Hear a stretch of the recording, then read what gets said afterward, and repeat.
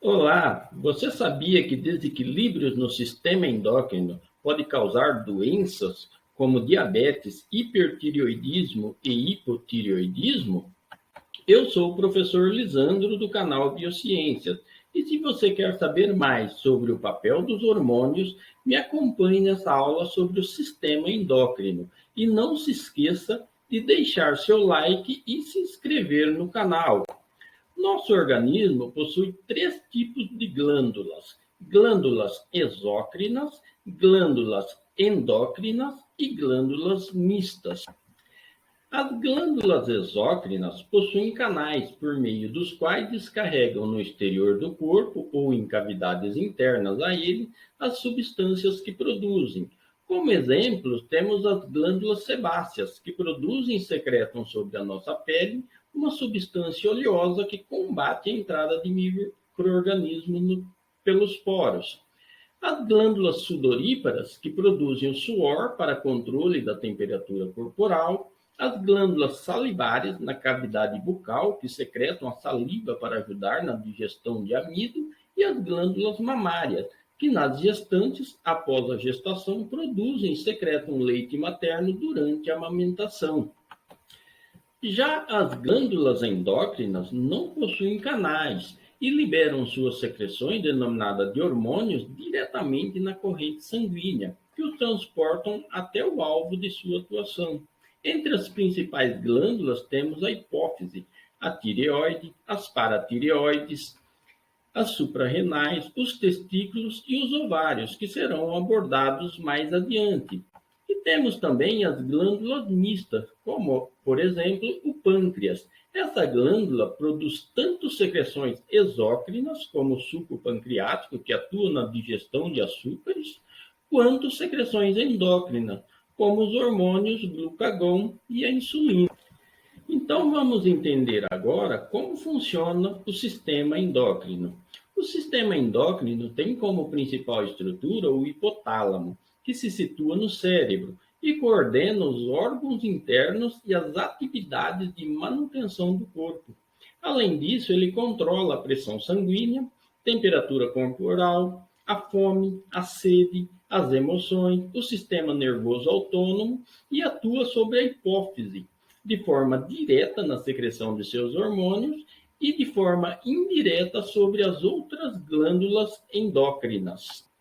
A hipófise situa-se na base do cérebro e, apesar de ser controlada pelo hipotálamo, ela é conhecida como a glândula mestra, uma vez que secreta hormônios que agem como estimulantes das demais glândulas endócrinas. E quando essas glândulas já exerceram seu papel, a hipófise libera também hormônios inibidores das mesmas para cessar a secreção hormonal. Entre os hormônios que a hipófise produz estão o GH, hormônio do crescimento, que atua no desenvolvimento e crescimento da criança. Problemas na secreção desse hormônio podem levar ao gigantismo, quando produzido em quantidade elevada, ou ao nanismo, quando sua produção é insuficiente. A prolactina é outro hormônio secretado pela hipófise, que promove o desenvolvimento das glândulas mamárias no sexo feminino e regula a produção de leite após a gestação. E o ADH, hormônio antidiurético, que promove a reabsorção de água pelos rins no controle da homeostase corporal. Daqui em diante, vamos falar das glândulas controladas pela hipófise, como é o caso da glândula tireoide. São duas glândulas que localizam-se na parte frontal do pescoço, região conhecida como pomo de Adão. A tireoide produz os hormônios tiroxina, conhecido como T3, e o triiodotironina, conhecido como T4. Esses hormônios atuam em conjunto e regulam o metabolismo, o crescimento e o desenvolvimento do organismo. O bom funcionamento desses hormônios é dependente da ingestão de iodo, contido em frutos do mar, peixes e no sal de cozinha. A falta dessa substância no organismo provoca o bócio, que é o crescimento exagerado do papo. A tireoide também produz o hormônio calcitonina, responsável pelo controle da quantidade de cálcio no sangue. Já as paratireoides são 4 pequenas glândulas que se localizam na parte posterior da glândula tireoide, ou seja, na parte de trás. Esta glândula secreta o paratormônio, hormônio que atua em conjunto com a calcitonina para regular a quantidade de cálcio no sangue. O cálcio é um íon que está ligado a diversas atividades, como a contração muscular, o impulso nervoso, a produção e a regeneração de ossos, entre outras atividades. As suprarrenais são 2 glândulas localizadas na parte superior dos rins.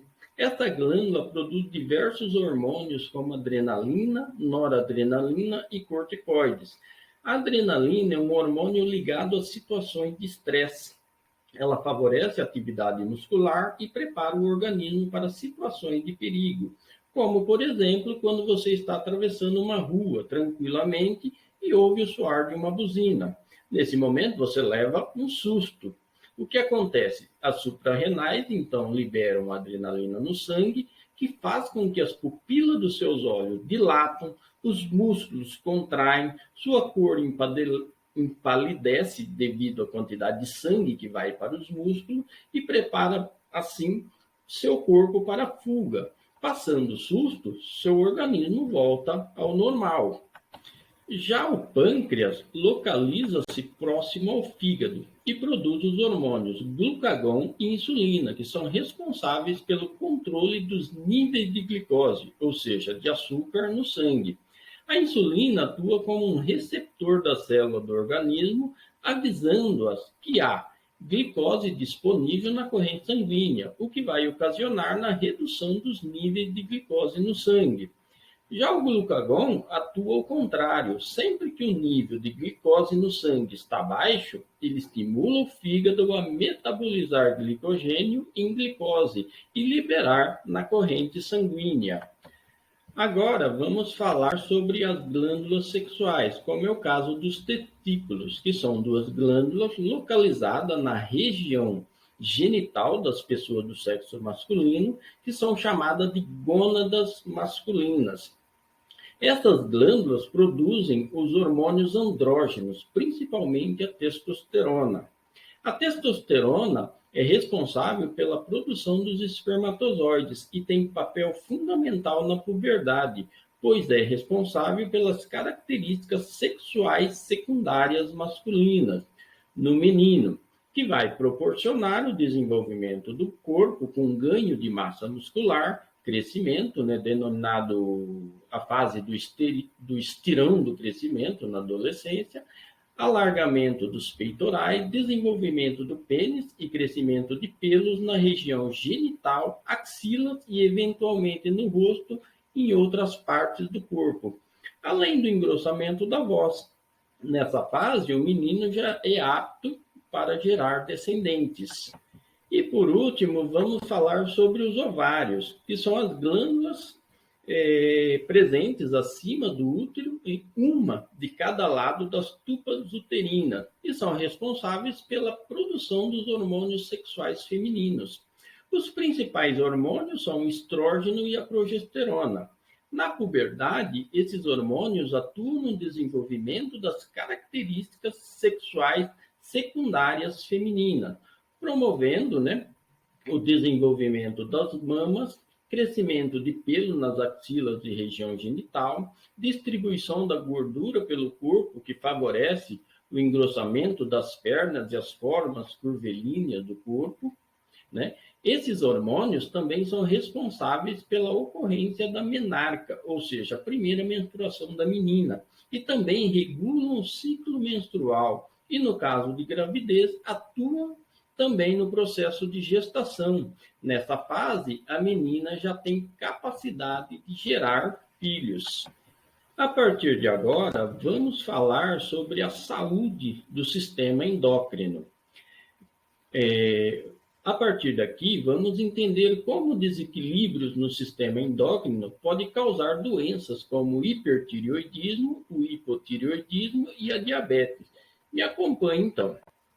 O hipertireoidismo é causado pelo excesso na produção dos hormônios tireoidianos.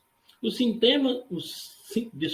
sintomas mais comuns são insônia, taquicardia, emagrecimento e exoftalmia, ou seja, os olhos arregalados, mas pode deixar também a pessoa elétrica, irritada e com sudorese, que é excesso de suor.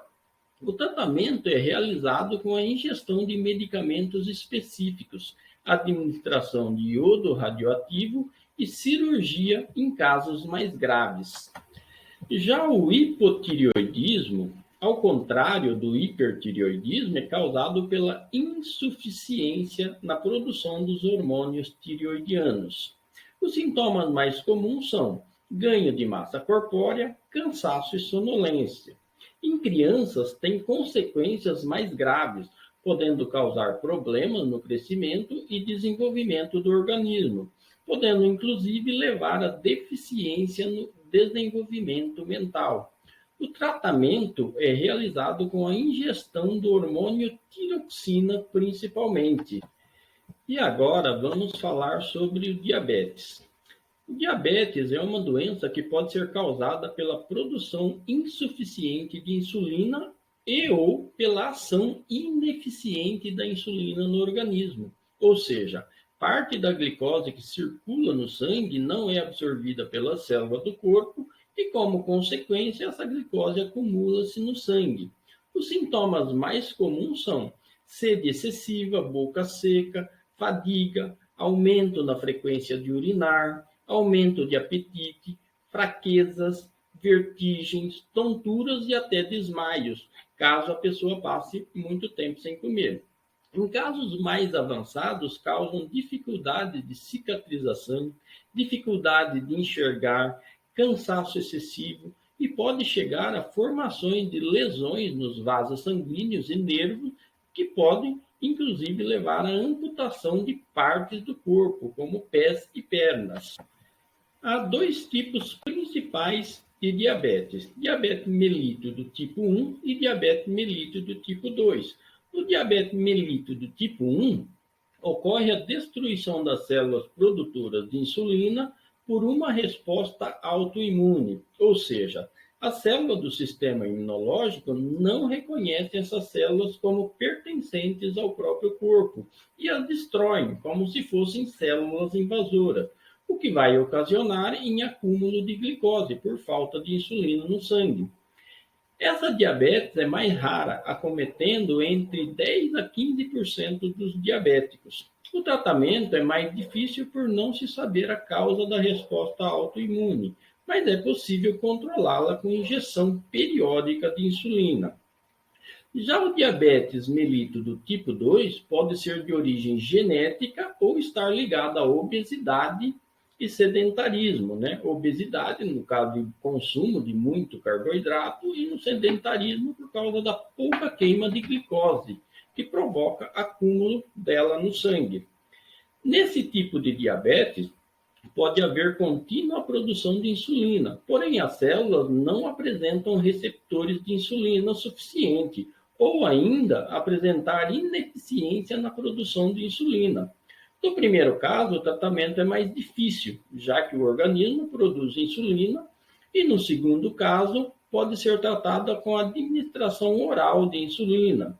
Nos dois casos, há controle eficiente por ingestão de uma dieta balanceada, adequada e equilibrada e a prática de exercícios físicos. Ok, pessoal, essa foi a nossa aula. Se você gostou, deixe seu like, se inscreva no canal e ative o sininho para receber mais notificações. E comente aqui embaixo suas dúvidas e considerações. E por último, não esqueça de compartilhar esse vídeo com seus amigos, familiares e nas suas redes sociais. Muitas pessoas poderão se beneficiar com esse conteúdo. Muito obrigado.